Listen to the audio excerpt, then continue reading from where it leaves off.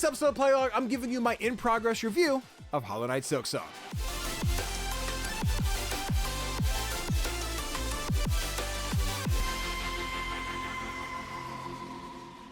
Hey guys, CJB back again with another episode of Playlog, the podcast where we talk all things indie gaming. But of course, I can't talk indie games low because that'd be super boring. So I've got my partner in crime, the Play Nice Kid themselves, Tofr. What's poppin', homie? I am a very tired Tofr. I get it. I'm taking a nap I couldn't take a nap because I started my new job. And I am exhausted, but excited to be here. Tell me you don't want to come in. Tell me you're busy that day. Me busy? I'm trying. I'm never busy. Reaching for the freedom. Give you something to escape. I saw Demon Slayer this weekend, the new Infinity Castle movie. That was pretty lit. Ooh. That was pretty cool. You know what I mean? Okay. Yeah. Okay. You know, it was people with swords killing demons. It really made me want to do an Akaza cosplay, which could be fun. I don't have the abs for that, but hold on, I got this. I want to show y'all Akaza here real quick. This guy's a bully bitch, but he's cool. Hold on. Open image, new tab. Sorry, audio listeners, you don't get to see. But, like, so this is Akaza, right? Okay. And, like, they go into his backstory in the movie, so I won't, like, spoil it. But, like, he's got all these, like, tattoos on him. And it's like, oh, what are those? Whatever. He was in the first Demon Slayer movie. And spoilers, killed a man. An important man for the plot. Oh, wow. But then, like, watching him, he fights with his hands. And I'm like, painting my fingers like that seems really fun. Like... I wanted to do that, so I'm like, Akaza cosplay. I was like, I could find some baggy pants, just get large sweatpants, find the red and green like string to make the belt, get a red vest, red wig, some like red like hair paint kind of stuff to get going. You know what I mean? And then paint the nails. I'm like, I think that could be fun and cool. You know, work on those the guns, and then the abs are crazy work, but you know, you can do it. You can do it. Maybe, yeah, but the thing is, I don't know if I want to. I like McDonald's too much. I get that. It's a lot of work. I totally get that. Let's see. Brenda, what's poppin', homie? Welcome. Got to catch up on Demon Slayer. I'm so far behind. Listen, I did not catch up on the new season before seeing the movie. I still have like 3 episodes to watch, so timing. But that's just my pace with Demon Slayer. At least now it's just 2 more movies. There's no more seasons. It's this movie, 2 more movies, then Demon Slayer's done. So I'm like, cool. I can keep pace now. We'll be good. But this isn't a Demon Slayer podcast. Well, unless Tofr, you want to do a Demon Slayer podcast? No. Damn. All right, we tried. K-pop Demon Hunters podcast.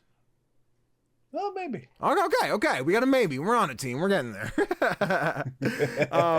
But this is Playlog Podcast, the podcast where we talk indie games, news, reviews, and whatever we choose. I scrolled past my thing, so I have to go find my script again. Sorry, everybody. I really whiffed that. If you enjoy what we do here, be sure to show us some support by doing a few very simple things, such as liking the video if you're on YouTube and leaving us a 5-star review if you're on audio platforms. It's simple, but it goes a long way to helping the show. You can also be a part of the show by writing in and asking us your questions or recommending your favorite indie games for our bi-monthly book club. Just use the Google form in the description of every episode and have your opinions be heard. Now, on to a bit of housekeeping real quick.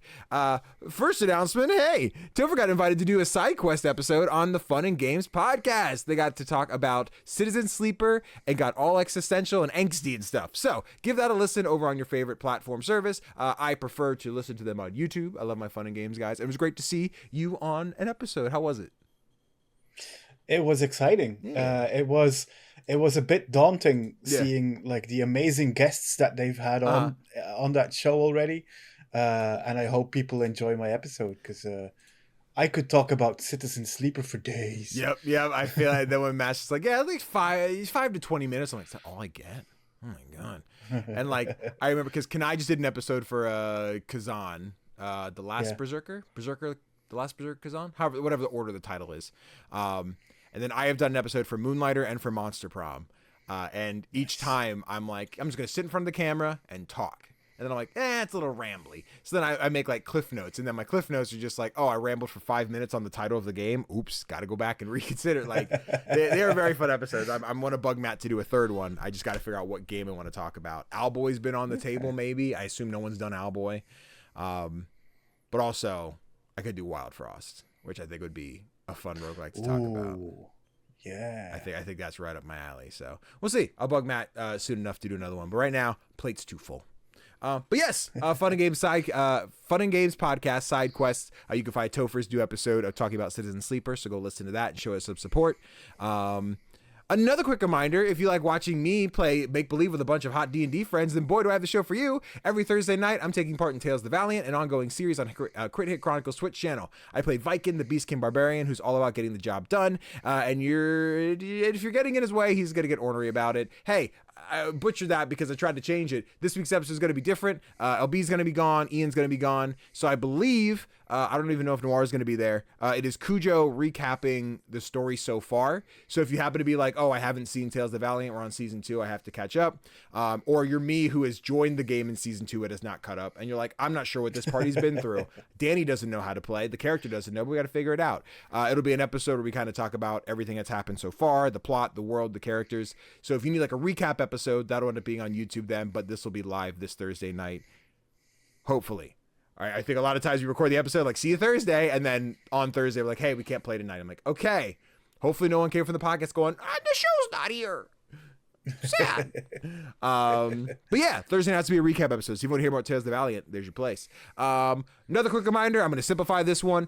No, our Brilliant Ruin this week. This is our week off. So we had our first 2 episodes already.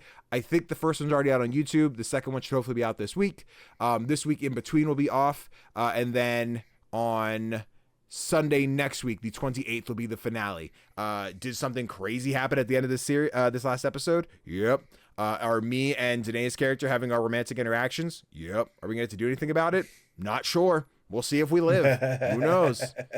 But you know, the power dynamic of the royalty and the townsman being like, kind of into this woman. Yeah, nice eye patch, you know? We'll see. And the British accent? On point. I know it. Nice. Yes. And our last quick reminder, as part of the podcast, we'll be doing our bi-monthly book club. We go back and replay some indie classics or finally get around to some modern indies that we just haven't played yet. And for the months of August and September, we're playing Until Then. A fateful meeting sets off a chain reaction upending Mark's life. People disappear and mysteries prove unreliable. Memories, not mysteries. Memories prove unreliable. Uncover a hidden truth with Mark and his friends in this narrative adventure and race to unravel the mystery before it's too late. Play the game this week on Steam, PlayStation, or Switch. Then over to our write-in form in the description to give us your thoughts on Until Then for our September 22nd episode of Playlog Podcast. You can join us live on twitch.tv/CGDannyB for the discussion, or catch the upload on Thursday the 24th on youtube.com/@CGDannyB or audio podcast services. Timestamp. Bada bing, bada boom. Bada bing, bada boom. How are we doing, chat? Y'all look great. Now, listen. Yeah. Since we don't have a writing question, I wanted to ask you, how was CGD&D?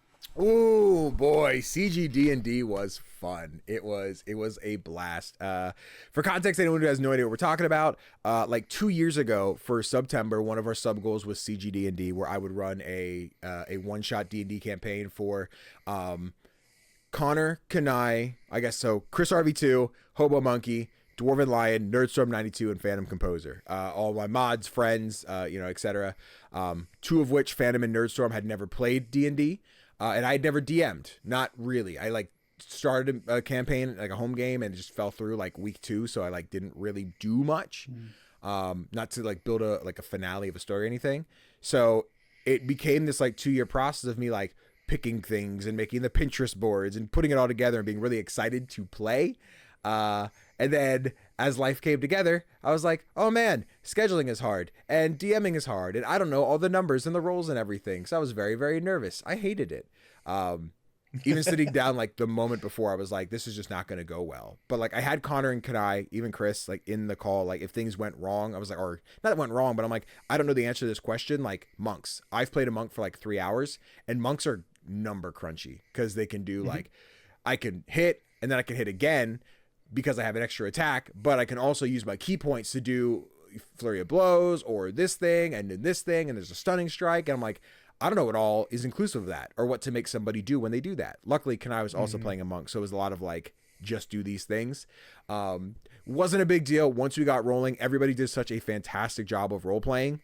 I know for anybody's first time playing, the role play part is this is embarrassing. But Phantom and Nerdstorm both picked it up super fast. They both hopped right into it. I had no concern with the rest because we play on a Friday night on the regular, and it was just very fun to see everyone come together and like get to experience that. Did we have an amazing moment where nobody in my party could roll an intelligence check above an 8, so they could not read a simple sign that said store? Absolutely. Was that meant to be a roll? No. Did we have fun improving? Absolutely. It was a blast. I have so many clips I want to get out. The VOD is uploading as we speak. It's exporting from Twitch. So hopefully I can have that up in the coming days so anyone can watch that back if you missed parts of it. But man, it was so much fun. I would love to do more.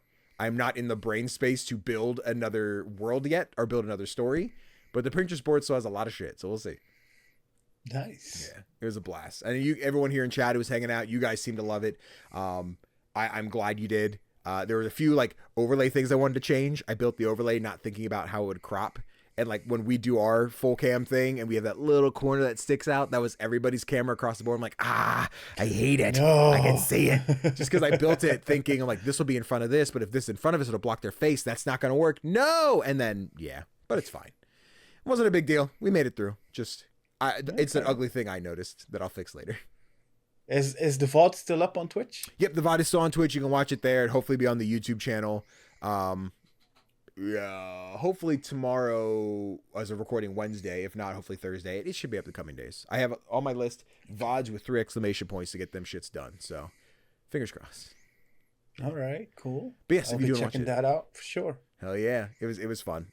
It was 6.5 hours. So buckle in or nice. Take breaks. Yeah, it was the time we got started. By the time we're like, hey, we got like an hour left. Let's start combat. I think the first turn of combat alone was like 40 minutes of like, what do I do now? I'm like, we'll figure it out. Nerdstorm got his first nat 20. And everyone's like, yeah. And he's like, I don't know what that means. We're like, you won D&D. You're good. It was very fun. Very fun. But yeah, thank you for asking. I can't wait to do more. I think TTRPGs this last year have become such a bigger part of my life. Joining on Crit Hit Chronicles channel, the Hack Recklessly channel. I've been on Help Action Needed. Zach has run games for me. Cujo, LB. I'm trying to make sure I don't miss anybody else who's run games for me. Obviously, Connor, we've been playing for the last couple of years off stream. I'm hoping that CGD&D is like maybe inspires Connor to want to do more games on stream. I think that'd be super fun. I like showing up to play. So yeah, TTRPG friends, if you're looking, I still want to play a game of Obojima. So someone let me in. Let's go.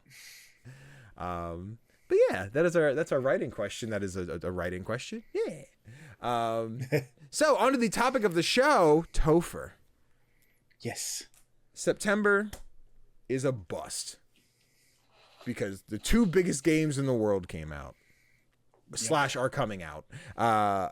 Hades comes out next week. Hades 2 finally in 1.0, but we already have Silksong. We've had it for a couple weeks now. It's out. The world has this game that would never exist. And today I'm giving my reviews on it, my thoughts and my prayers and my everything else's. I didn't know how to segue this. I probably should have let you do it to ask me. But hey, what do you think about Silksong that you're not playing?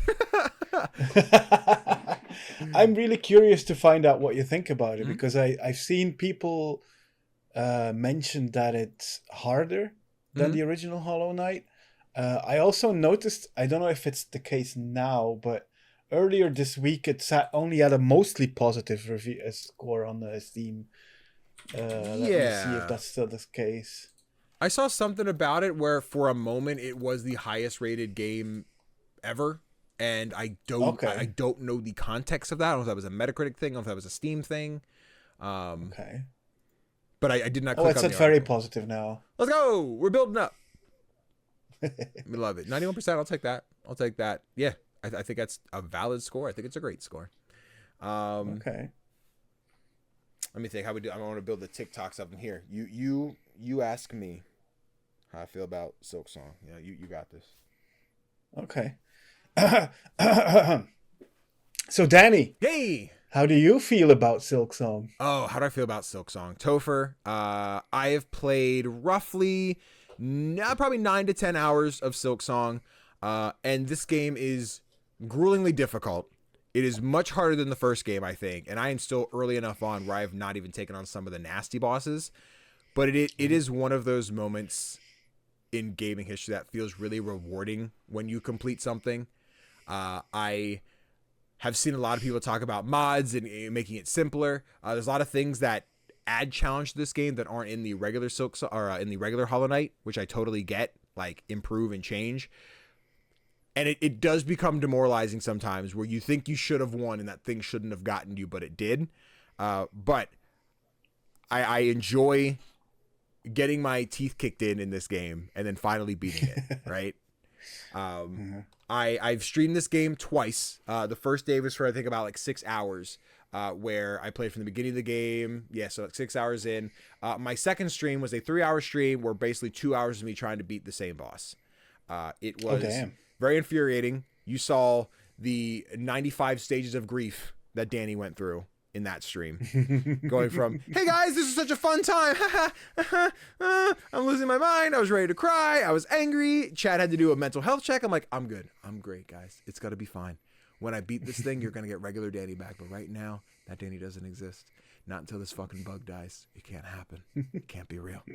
But no, I think Silksong is so well crafted. Like, I have not, like, just mechanically, to each their own. I think it just depends how you like to play games, if it's a game for you. Just quality wise, like technically, I think this game feels great. I think it runs great. I think the only performance issue I had was like the intro cutscene was really laggy when we like started streaming. That might just be a day one patch kind of thing, but like we were hearing the actions of the cutscene before they would happen in the video. So we're like, ching, ching, like, I wonder what happened. And then you just see like a cage fall from the ceiling. I'm like, I think I know what happened. And, but yeah, I think the switch from like the Knight to Hornet is a jarring one. Because the game, this feels like Hollow Knight. I talked about when I was playing Hollow Knight the first time. I forget what show I was watching. I'll remember the next time I'm going to play Silksong. But I was like, oh yeah, I had this thing on while I was playing. While I'm playing Hollow Knight, I feel like I should have that show on. And while I'm playing Silksong, that same show, I'm like, oh, this should be on right now. I should have this on while I'm playing. The games feel identical. The thing is, Hornet is a lot more like acrobatic and jumpy and twisty and twirly. Their down spike kind of thing, like where like a Hollow Knight can slap downwards. You can do that, but it's like an upgrade. You have to go find a new crest, which is like a whole new kind of kit for your attacks. And they all come with different kinds of charms. I don't think they're called charms this time, but in Hollow Knight you have like, oh, I have this many spots, I can equip this many things. The more I upgrade, I get this costs 3, this costs 2, whatever. Whereas here it is more, you have a crest that has different slots. You have blue, red, and yellow. Yellow are more like your charms, like you'd see in Hollow Knight proper. The red are like secondary weapons. So like there's like little daggers you can throw, or like a giant needle you can stab with outside the one you carry. And then the blue ones are something that I can't remember. They're probably other kinds of charms. I don't know. But yeah, I think the experience I've had in Hollow Knight so far has been like really strong. I'm enjoying it. I would love to have been able to just sit down and exclusively play this for the last week, but that's not how life works. There's too many things, too many stuffs. But like the amount of times I'm like, tonight my plan is to go play more Silksong. I want to get back in and play more Silksong. Has been like every night. It's just a matter of being able to actually do it. But oh no, I love this fight. I want this footage. Yeah, I think one of the big things that I'm taking from it is, like I said earlier, I saw people talking about well, I guess I edited a video for Kind of Funny this past week, where Andy Cortez talked about like the game is fun, the game is hard. But I think if you want to experience this, you should use the mods if you're on PC, which I think some of the mods that there's like easy mode ones, because the game doesn't have difficulties. I think it's weird to not have difficulties anymore. If a game doesn't have difficulties, I'm like, you're just making sure people can't play your game. And I don't think Team Cherry necessarily has a problem of getting people in to play their game. Whether they finish it, it's a whole separate conversation. But yeah, like I've seen people struggle with bosses I haven't met yet.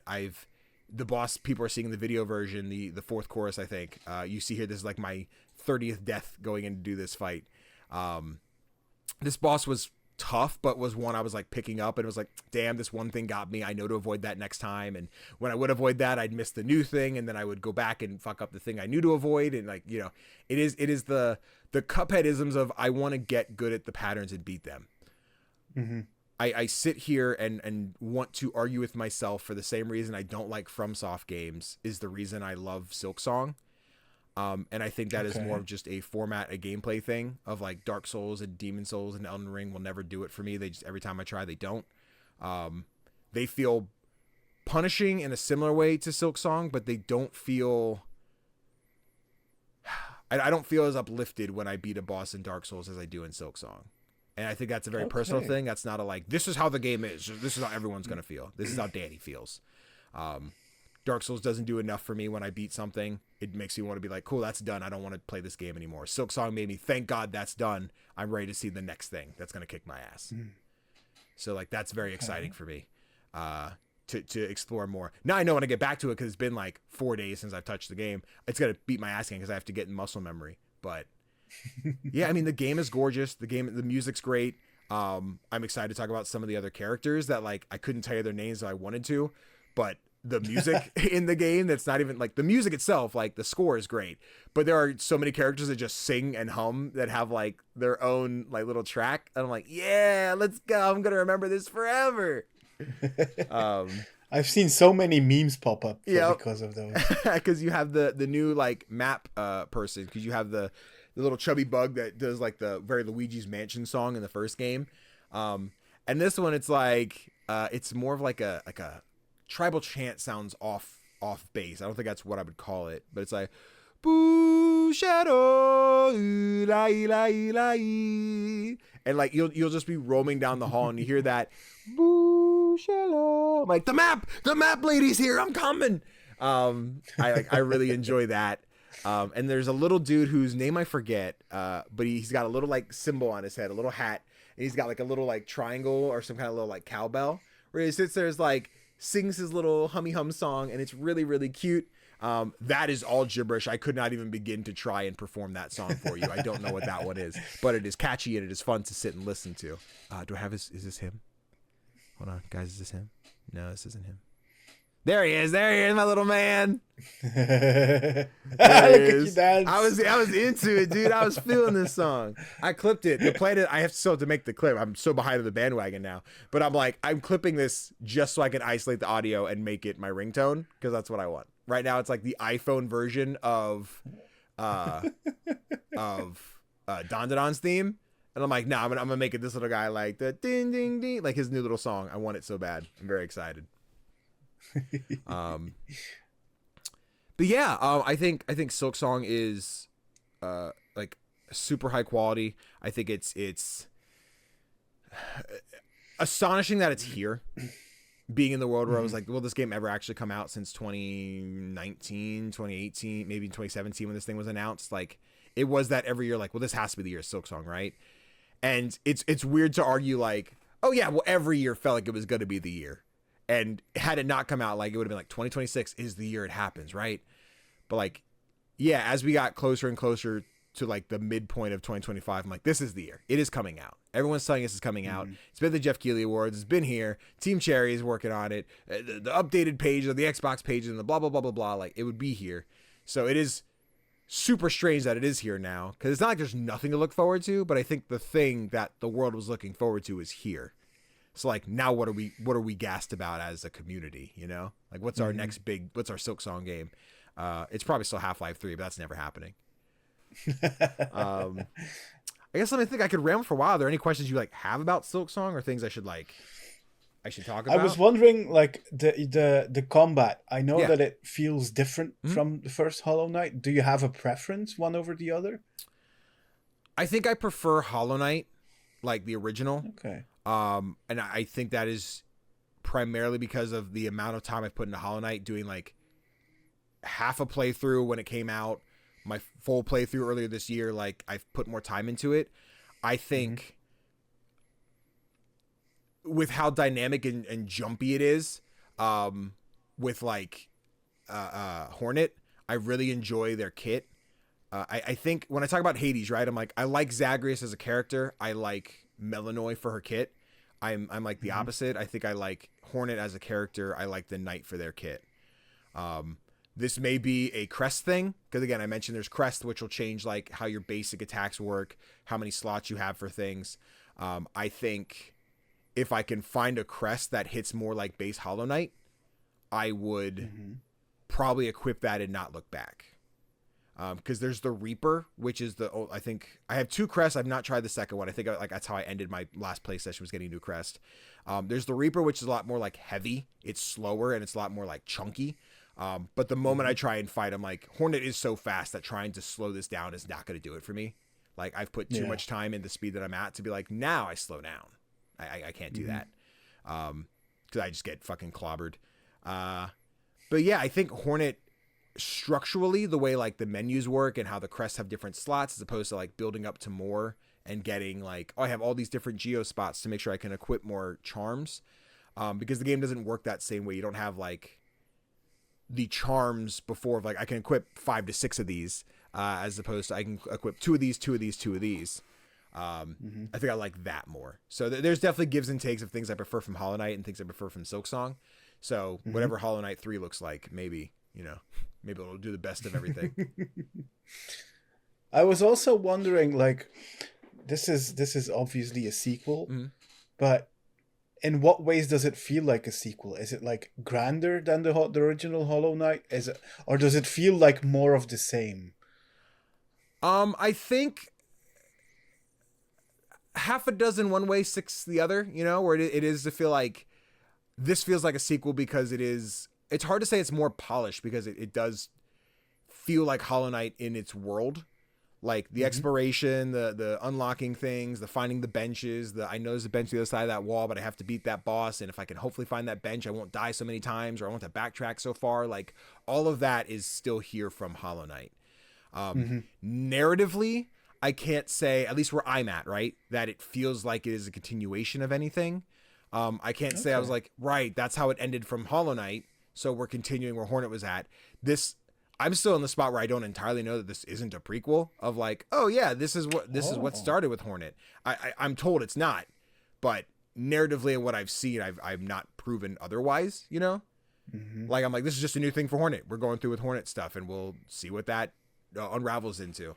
I've seen one clip of later in the game, which I'm excited to get to. I've tried to like skip it, but a lot of people just start the clip with like, here's a cool action moment. I'm like, no, don't tell me that. That's really cool. I want to see that. Like I wanted that gas myself. So I'm excited to see that scene.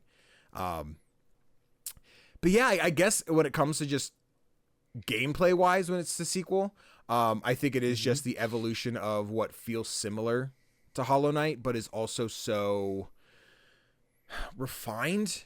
And it's so weird to say that because I don't think Hollow Knight's was ever wrong to feel like this feels bad, they need to fix it.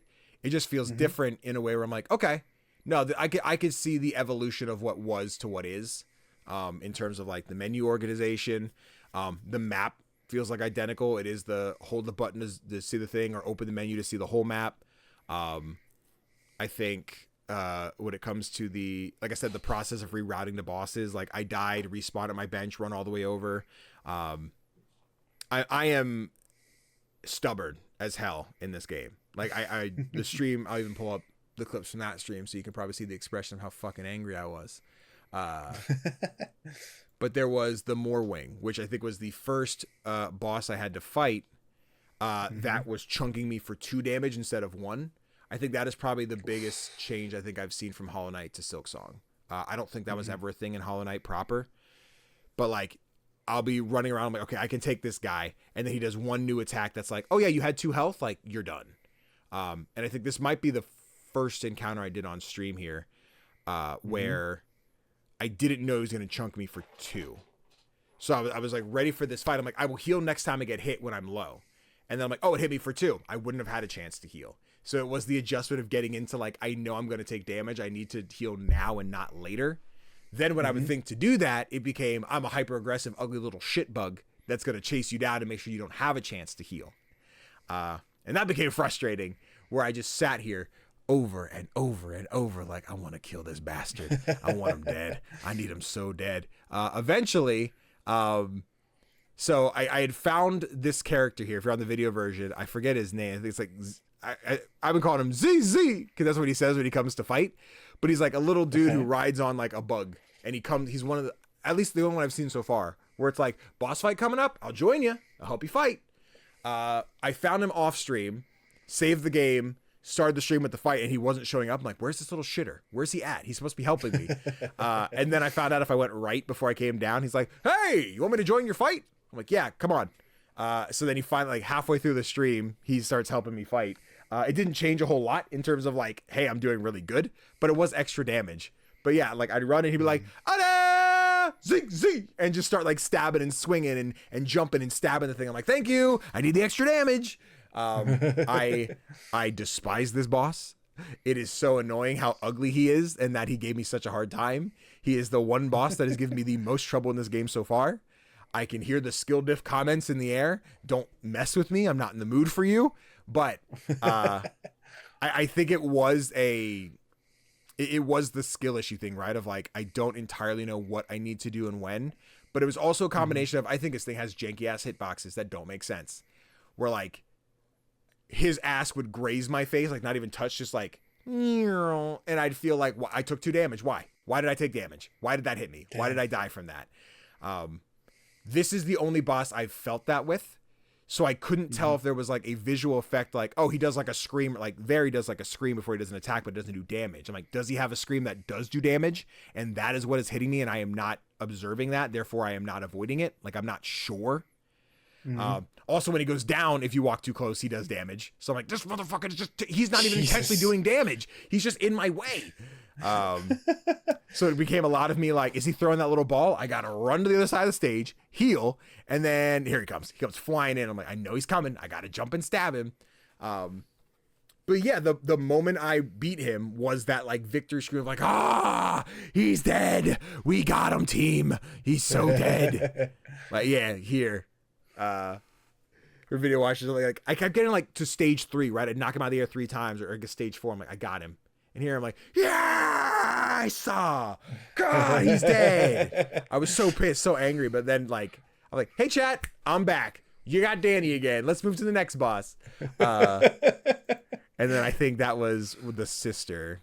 Where's she at? I was dancing for something. Yeah, here we go. The sister Splinter, where she like would dive from the ceiling and like she throws in these ugly little bugs that turn into tornadoes, and they were really annoying. She herself was not a problem. It was all the shit she did that became the most frustrating. But I think I did this on stream. Like, guys, I can't. I need to go away. I went and ate some food, came back, beat her in like 2 tries. I'm like, yeah, beach. Fucking fuck with me. Try it. But yeah, like I keep saying, it is this burning desire to want to beat these bosses for me. And I wish I had something to define why it doesn't work for FromSoft games and why it does work for Hollow Knight, why it does work for Cuphead, why it does work for Another Crab's Treasure.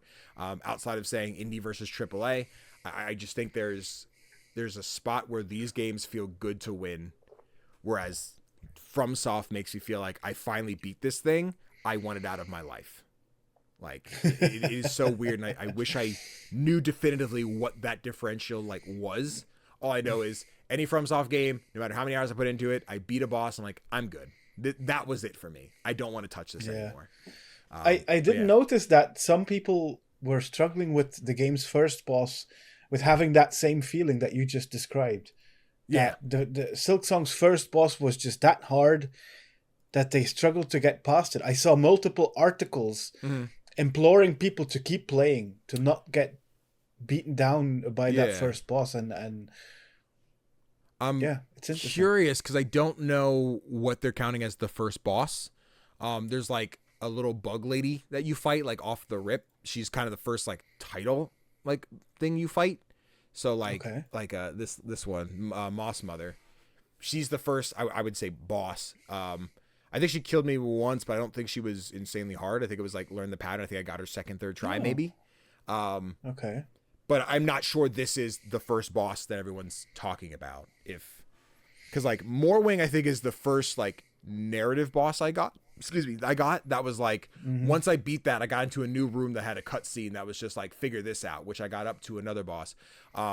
Unless the first boss I could think of otherwise would be the fast travel like option. There's like a big like not a dung beetle. He's some kind of weird little beetle grub something. That you get an upgrade, you unlock him. I gotta have clips of him, right? Is it this guy? No, it's the other dude.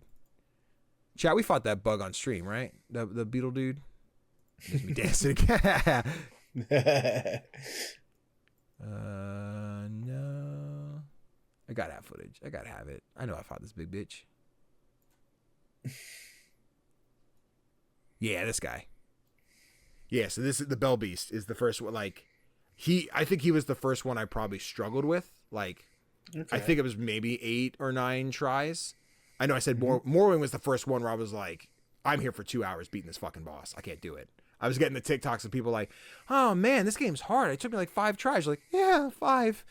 And then they're like ripping the fabric off their couch. Like, yeah, only 5. That's crazy. Yeah, it's going wild.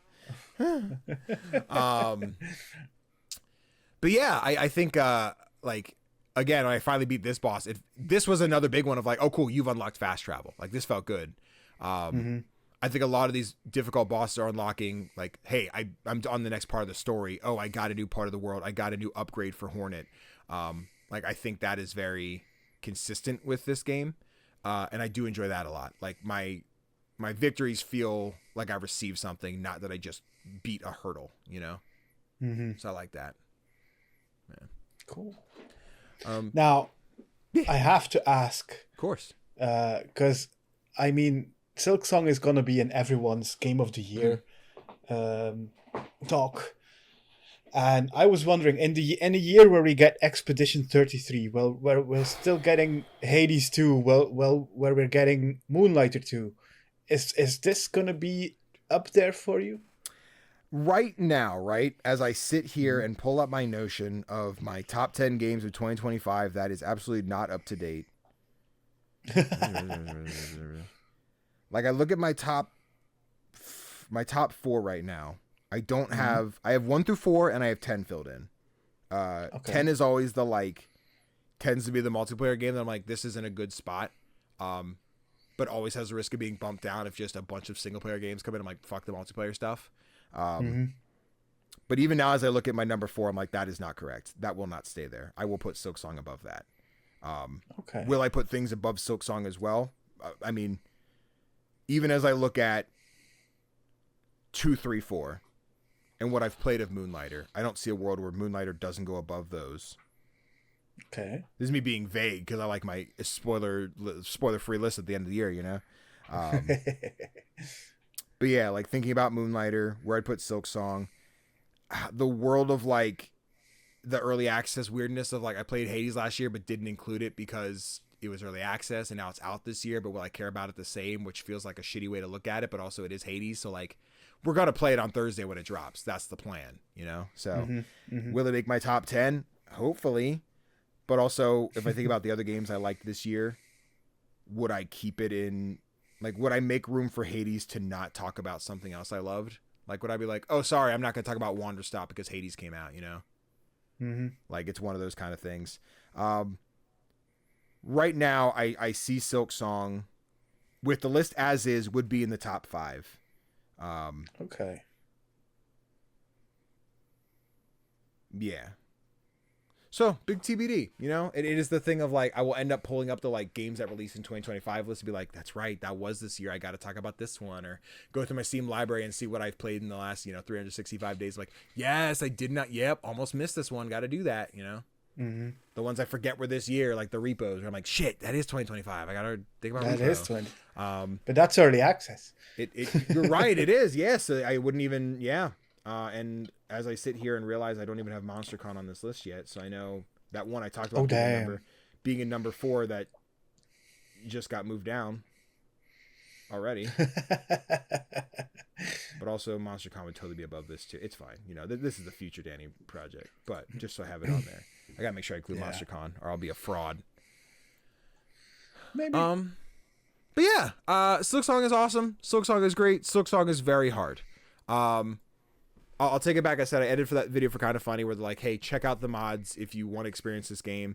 The big thing with that video, right, because I saw the comments and people are on the internet. They're going to say what they're going to say. But the whole thing was like, skill issue, try harder, don't ruin the experience, blah, blah, blah. I think games are meant to be fun. Games are also meant to be an experience. If a game is too hard that you can't get the experience, I think that's unfair. I think people should have the option to be able to play the game whether they're good at it or not.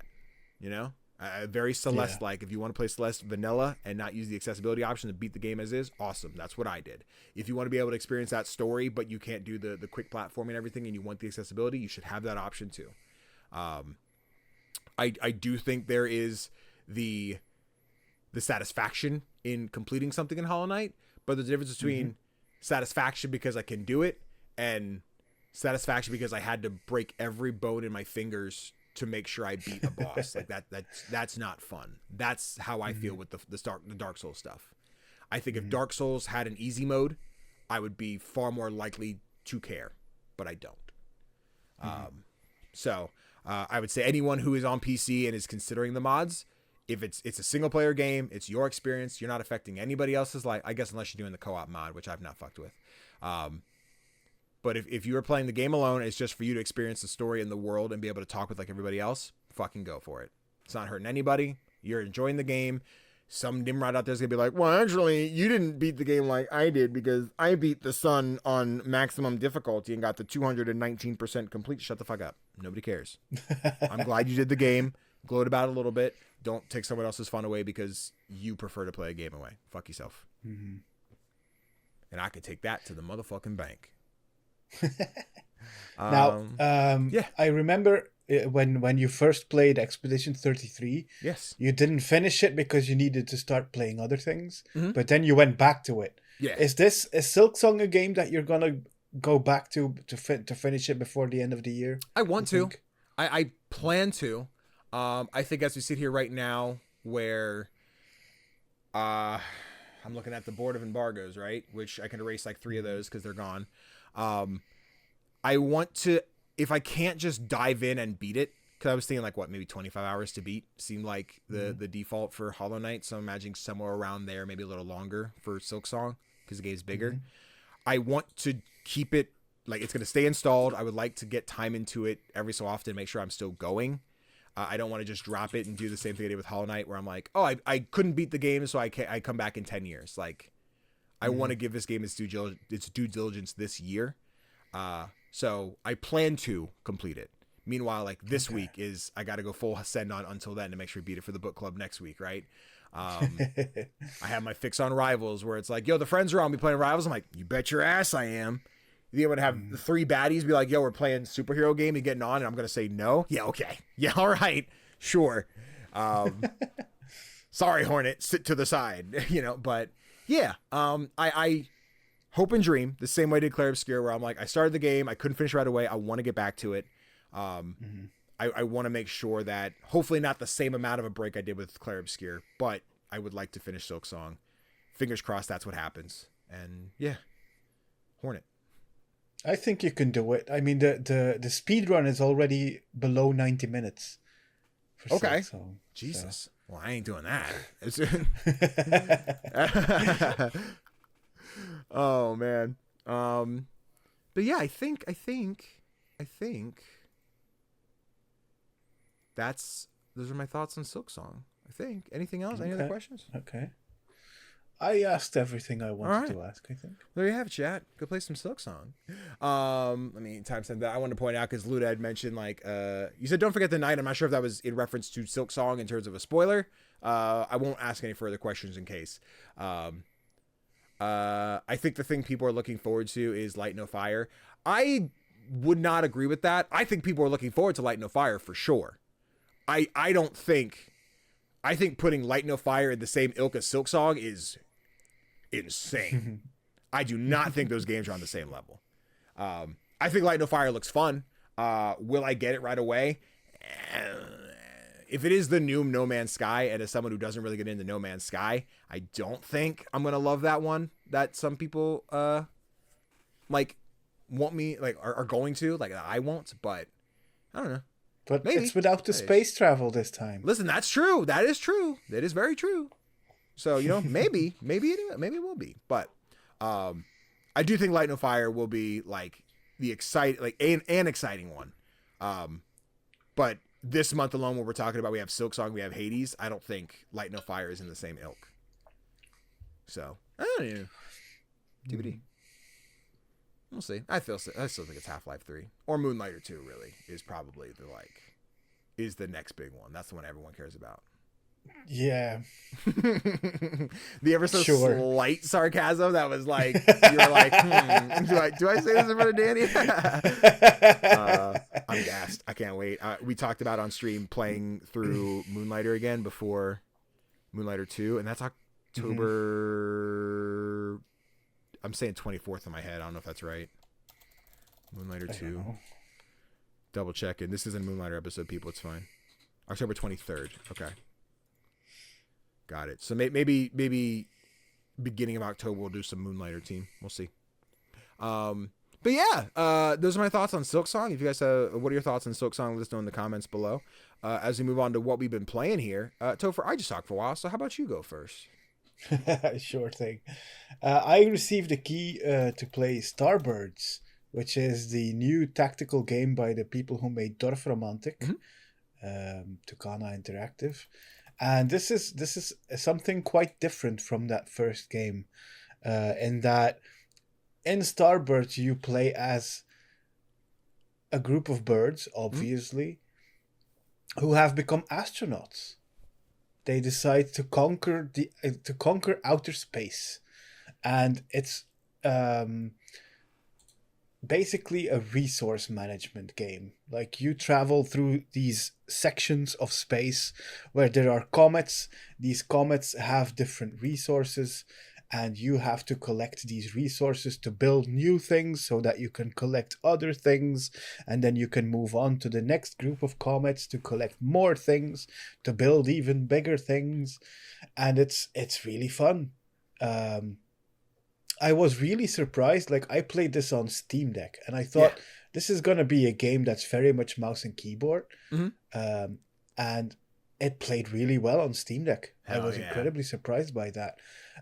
I loved how colorful all of the comets are. It's really satisfying to have like all of your machines doing their thing, collecting the stuff that you need. The writing is very funny too. Like, there's some dialogue between the captain and the other birds on the ship. The only issue I had with the game was that it got a bit overwhelming quite quickly. Like, the menus weren't always the most intuitive to help you out. For example, I needed to create some machine parts. And to create those machine parts, I needed resources. But for those resources, I needed to create something else first. To create that first, I had to gain resources from a different comet. And having to go through, like, cycle through those menus over and over because my ADHD mind couldn't keep up with things. It made me struggle a bit. I constantly kept forgetting what I needed to do and having to recheck and check again and check again. And in that way, it got quite overwhelming because there's so much going on. But at the same time, it was still just such a good time. I had fun with it. It's so cool to see that, like, Tofr was Tucana's first game. Back when the developers were still students, and I was shocked at like how polished that game was. And with Starbirds, they once again deliver such a polished experience, which is really cool, especially since it's still in early access. This does not feel like an early access game. This feels like a finished game. Oh shit, I didn't know it was still early access. I assumed it was out. No, it's early access. Which is cool because they're going to add, like, you have the story mode, which is the main mode to play in. But then there's going to be, like, a kind of roguelike mode, I guess. Where you can do, like, daily runs. To see how far you can get. It's a blast, and I can highly recommend it to everyone. It's colorful, it's joyful. You always want to know what's behind the next horizon. You just want to keep playing. Like, I had difficulty putting this down. It's a good time all around. Hell yeah. I'm very excited. I had gotten keys for this game. I offered you one, you had already had one. I have my key, it's downloaded, installed. I've not had a chance to play it yet. But you've talked about this, I think, twice now. Is the next fest they just played like the new or just play the demo again and talked about it again fairly recently. And I know I'm into it. I like the style. I like the colors. You already mentioned the vibrancy of the planets and everything. I'm like, this looks fun. This looks great. Just the time of slipping it in there, and now I have my new current hyperfixation, which I've played but can't talk about. Embargoes are weird. But yeah, I'm very excited to check out Starbirds. And like as I mentioned, because they gave me a second key, I guess the second one is for community giveaway. So if you're watching this on YouTube, or if you're listening on Spotify, you should go to the YouTube version and just comment astronaut bird, so I know you saw this part of the video. And Edge, in a couple days, I'll give out the extra key I got for Starbirds. So hey, that engagement is king, right? Go comment astronaut birds. It's very important. I don't know how else to give away this key right now. It's here. I got it. It's well done. It's well done. Yeah, we try. We do it again. Yeah. But yeah, sick. Any other thoughts on Starbirds? Maybe I should mention that there's like I mentioned the dialogue between the different birds before, and what I really appreciate about it is that it's got this. It really starts this discussion between being overly cautious and being overly adventurous. Okay. Like some part of the ship, the people, like the birds, want to be like go all out and just not care at all about what could possibly happen. And then there's, for example, the science dude who's like, oh no, we have to be careful and we have to calculate things. And it's really fun to see this come together and like form your own opinion on it as well. Okay. Which is something I wasn't expecting from a game about birds going to space. Yeah. Just, didn't expect to go that far, but hey, here we are. Existential. Yeah. Hell yeah. But yeah, I'm so excited to check it out. Looking at the marker board. Just looking at those games. It is such a first world problem to have too many games to play. It is not something I can sit here and complain about. But sometimes it's like, man, there's too many games to play. Which is why if I ever hear you say there's nothing to play, I'm going to sock you in the mouth because you're fucking lying to yourself. Wow. Anyway, listen, sorry, I got aggressive. I apologize. Such aggression. It was, but I had a point to make. Speaking of points to make, segue. I have no point to make. Hey, I played Soulmates. Actually, a couple weeks ago. I played this game a little bit ago with Mallory. It is a very Overcooked-like space travel game, where it is up to 4-player co-op, where you're running around as these little characters, grabbing items, moving items. You are purchasing upgrades for your ship. This game was very, very fun. We played it 2-player. It's up to 4. We had a fun time exploring what this universe has.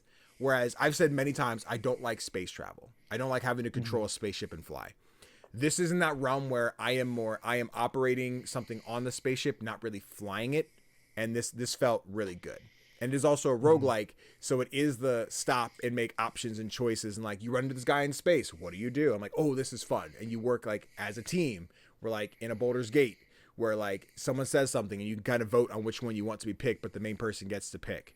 This is all 4 of you would vote, whichever has the most votes, or if it's a tie, the random selection. Like, okay, this is the path we took. Let's go. Like, it is very fun.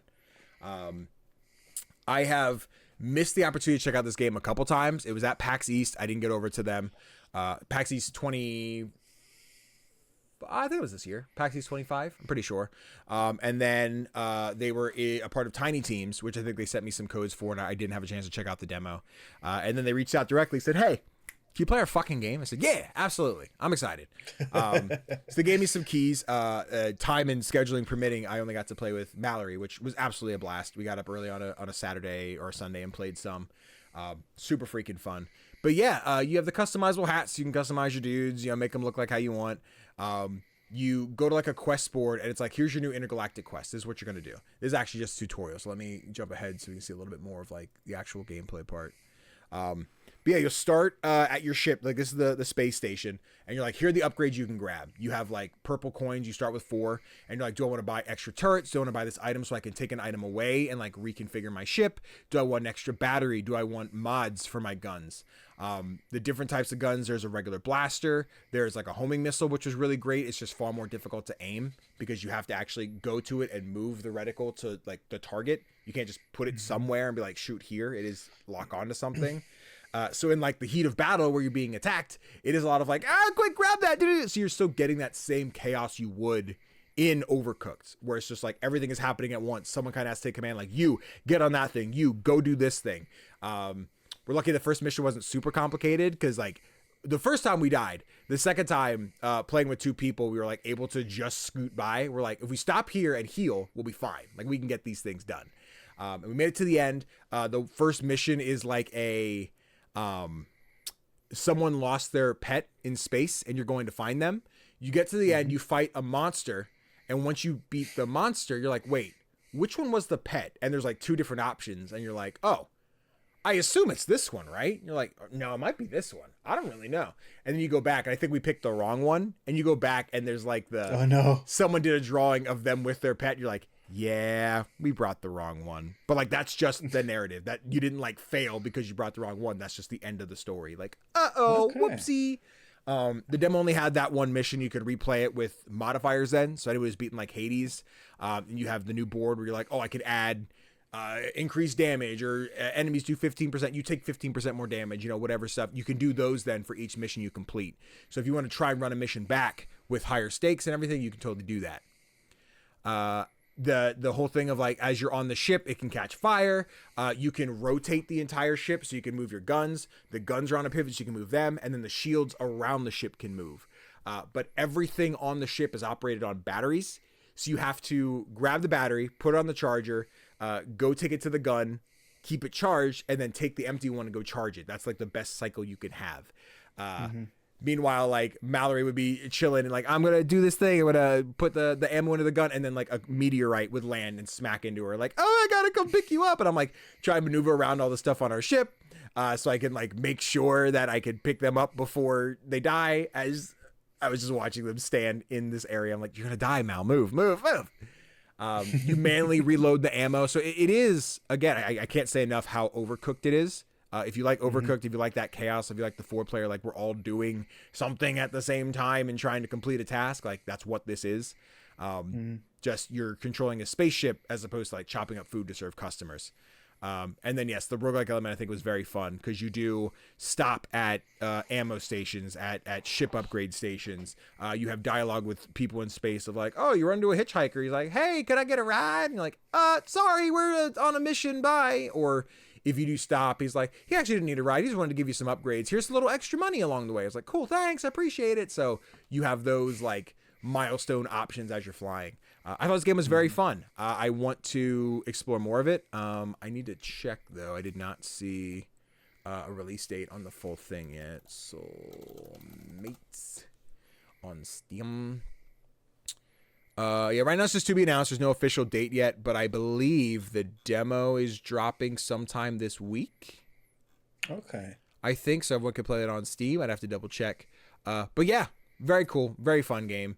If you're looking for a new co-op game to play with your buddies, I think it's a good one to do. Okay. Yeah. It looks like a lot of fun. I like the visuals for it. Yeah. I'm probably not gonna play it because I can't play games like Overcooked. Sure. I get so stressed out. Yeah.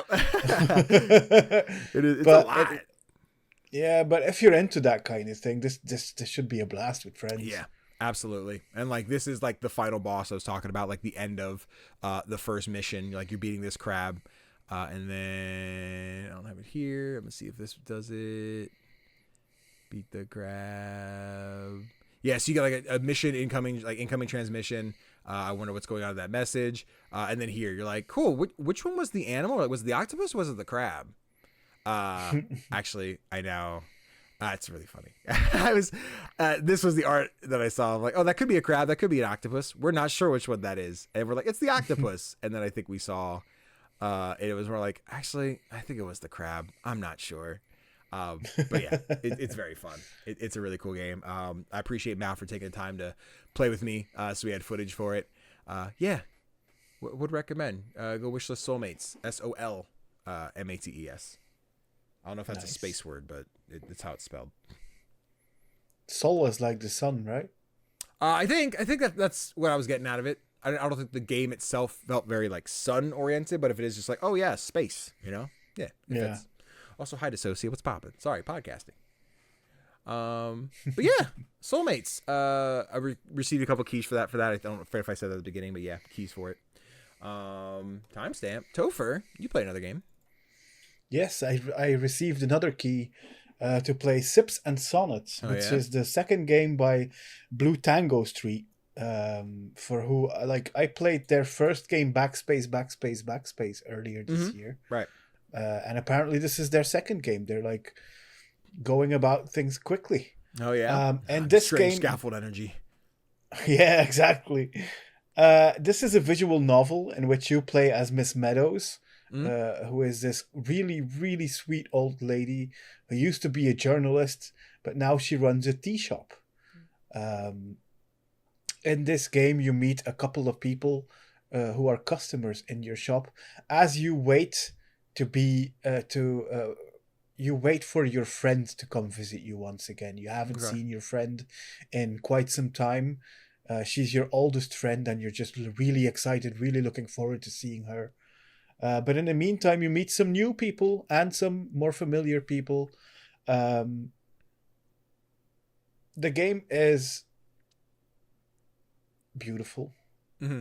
That's certainly a word I would use for it. You have this tea making mechanic, which is reminiscent of something like Coffee Talk or Tavern Talk. It feels a bit more basic than those because you're just putting tea leaves into water and then waiting. Okay. Yeah, it's but it doesn't need to be any more than that. And then at the end of your day, inspired by the people you have met, you write poetry because you're writing this big poem for when your friend comes over, so you can show her. It's a short game. It features people who it features voice actors from Baldur's Gate 3 and Disco Elysium, which I thought was really interesting. Yeah. And the voice acting in general is just really good. It's a small experience, but it's one that will stay with you. Yeah. I cannot say why because that would be spoiling the story. Okay. But it's one of those visual novels, one of those shorter experiences that you don't want to miss out on. Okay. It's about humanity basically, and about giving trust to people and giving them kindness. And it's it's hard to say more about it because I would be going into spoiler territory. Sure. But yeah, Miss Meadows is really cool. Oh yeah. Her customers are really interesting. They're like very, very different kinds of people. Like you have an old friend who used to be a colleague, but who turns out to have been a rival of yours as well. You've got a young aspiring athlete who's looking for like some wisdom from you. Okay. You have a scientist who's like stuck at a crossroads between going on his next adventure or settling down. Yeah. And you have these conversations about all of these things. And it's very wholesome. And it's very beautiful. And the end really touched me. It does look really cute. I love the visual style. I don't know. It's one that I would like dive into to knock out myself. It feels like one while I was like making thumbnails or playing something else, I would watch somebody's Let's Play to like, oh, I see. Like I get the story. Not necessarily have to play it myself, which always sounds like such a negative, like, I want the story, but I don't want to pay for it. Like, that's not the vibe. Just more like in a world where games got to fight for my time on the screen. Like, which ones will I dive into? And I think it's one I would love the story for, but not necessarily the gameplay loop. But I get that. Yeah, I think it looks cute. Sips and Sonnets is a weird one that I feel like I didn't hear about until this month, where everyone was like, hey, Sips and Sonnets out. I'm like, okay, cool. Nice. Yeah. It's also sitting at 100% positive reviews right now. So that's the best code game ever. You should check it out. Yeah. Who cares about Silksong when you've got Sips and Sonnets? Exactly. Silksong. Silk sonnet. That's hornet drinking tea. How cute. Bet. Sips and Sonnets out now? Yeah. His team's out now. Bet. Then I played Uno Mas game. So I got this key about 3 or 4 weeks ago ish from Papa Agenda. So shout out to Papa Agenda. They always take amazing care of me. Love them over there. I got a key for Henry Halfhead, which is a game I've been looking forward to for so long. It is a puzzle game, adventure game. None of those seem right. It's a tough one to nail down, right? It's to just one genre. It's the thing where my gut goes, it's an Untitled Goose Game like, where it is the menu pops up and here are the tasks you have to complete and just do those. And however you classify that genre-wise is what this is. Just a lot calmer, a lot cozier. And one of some themes that I wasn't quite expecting out of it. I don't know what I expected narratively, but it wasn't what we got. I do think I found moments where it felt we wanted to focus on something and then kind of just moved away from that. Like we didn't really focus on it. We kind of like, that happened here, but that's it. That's all. So I don't think the story is the most like cohesive thing along the way, but the whole thing with Henry Halfhead is you are playing as Henry, who is quite literally half a head. If you've ever played Mario Odyssey or know what Mario Odyssey is, and you play as Cappy, who like you throw the hat, you turn into the thing, that's what this is. The trophies are not yet. I was trying to see if I can get my platinum. Hopefully that updated today so I can get my platinum, because I don't know what trophies I don't have. I'm at 44%. But yeah, so you play as Henry and you are kind of living through his life. You start as like the infant in the bed. You climb out of the bed, you turn to the bouncy ball, you play with the square goes in the square hole toy, and you do all that shit. As you go to like his 3rd birthday party where you were too anxious to wait, so you ate the birthday cake and opened your presents too early, and onto the night before school, where right now I'm supposed to be packing up for school, but instead I'm playing with the things in my room. Henry's whole thing is he dives into an item and you control it, and then you have to like play with them. It's like the thing with the Game Boy there is I don't have a battery, so I had to find a battery so I could actually run the game. I jump into the backpack so I can open it, then I have to go find my crayons and put those in the backpack so I can take them to school. You progress further into like Henry's adult life. That's where it gets a little bit more like, hey, you're going through the mundane, like I gotta get up to work and shower and eat breakfast and get on the bus and get to work and then do work and then clock out and then go home and then do it again tomorrow, and I'm so tired. And you end up experiencing that with this like British narrative voiceover throughout the entire thing that you get to experience, which I thought was very charming. I liked it a lot. I think the childhood section, I think, feels like it had the most to say. There is this like, it feels like a push towards like acknowledging autism, which I'm like, oh, okay, this is very cool. I like this a lot. There's not really not to say a resolution, but I feel we just kind of, it feels like we go, hey guys, Henry might be autistic, and then kind of move on from it.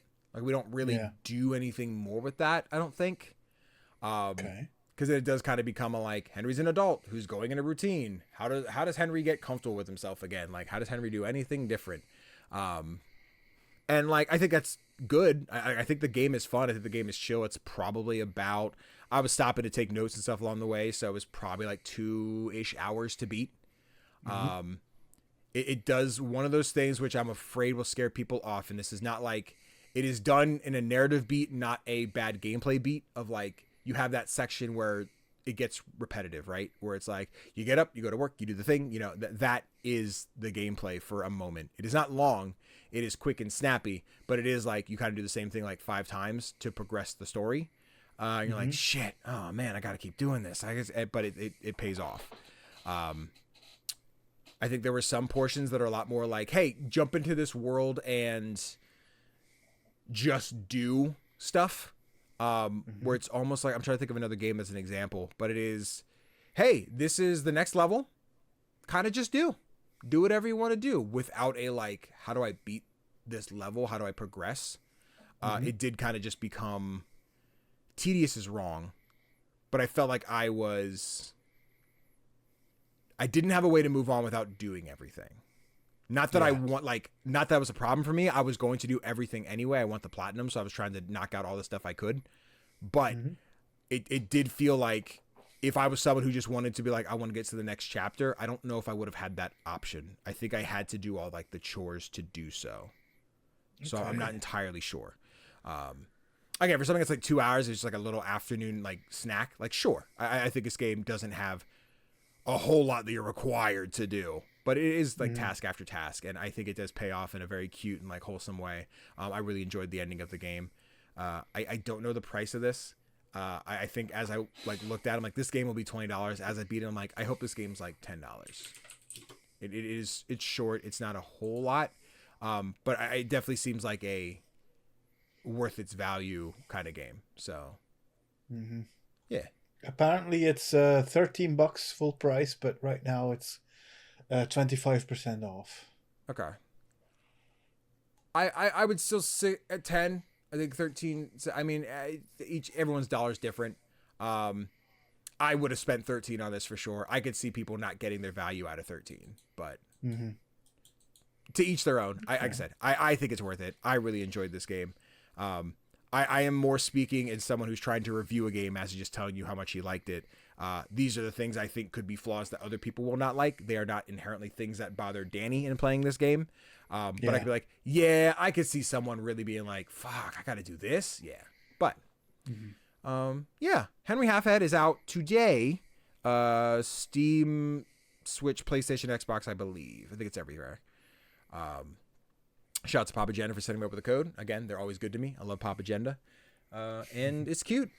Very cute game. I will now this evening try and load the game back up, update it, and see if I can find my trophies of what I missed, because I want that platinum. Nice. Oh, cute. I clicked like the end, my last clip. It's like the end of the game, which I won't spoil. I think is a very wholesome little bit, but yeah. Cool game. Fun game. I'll have to give it a go. There you go. Get Henry with it. With that though, that's what we've been playing. So we're on to the indie games releasing this week. I had Soulmates open and the trailer screamed in my ear. Bet you want to do release this week? You want me to do them? Sure, I can do them. You got it. Dog. These are the releases for the week of September 18th until September 24th. On September 18th, we are getting Arctic Awakening for PlayStation, Xbox, and PC, and Formula Legends for PlayStation, Xbox, Switch, and PC. That's indie? On September 19th, I think so. Interesting. On September 19th, we're getting Ratatan, which is getting its PC early access. Folly of the Wizards releases for PlayStation, Xbox, Switch, and PC. Eclipsium releases on PC. Wonder Stars finally gets its release on PlayStation, Xbox, Switch, and PC, and The Gentleman's Dispute releases for PC. On September 22nd, we get Baseless, which is getting its PC early access release. Blood Thief releases on PC, and Northwind is another early access release on PC. And then on September 23rd, Slime Rancher 2 releases in 1.0 for PlayStation, Xbox, and PC.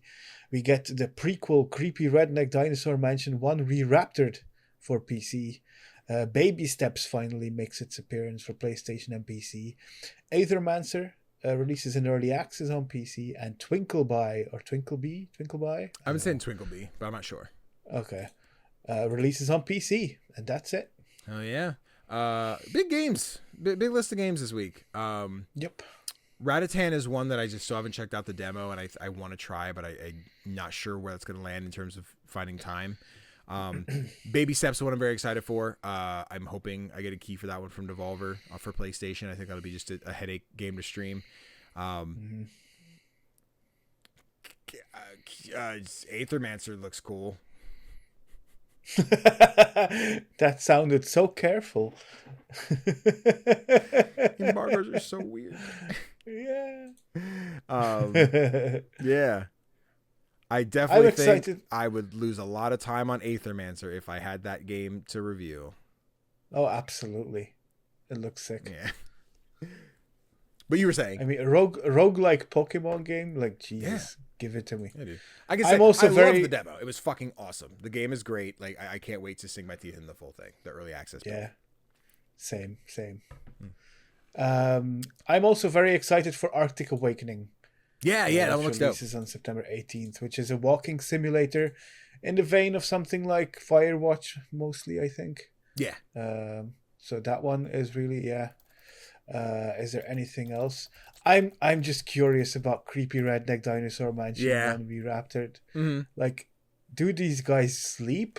I don't know. I'm hoping it's like they just took the bones of 3 and just like minimized the art and made it like, oh yeah, this is the same character. We made him like older, or like not older age wise, but older like quality wise. Yeah. Like where it looks like, oh, More this is retro. the PS1 versus the PS. Yeah, exactly. I need to see something before we move.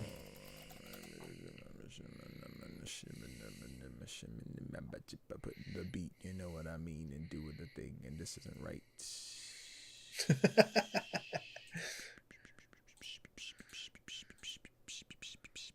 Yeah, I got nothing to say. That's fine. Okay, cool. Wow. What a massive letdown. Sorry, team.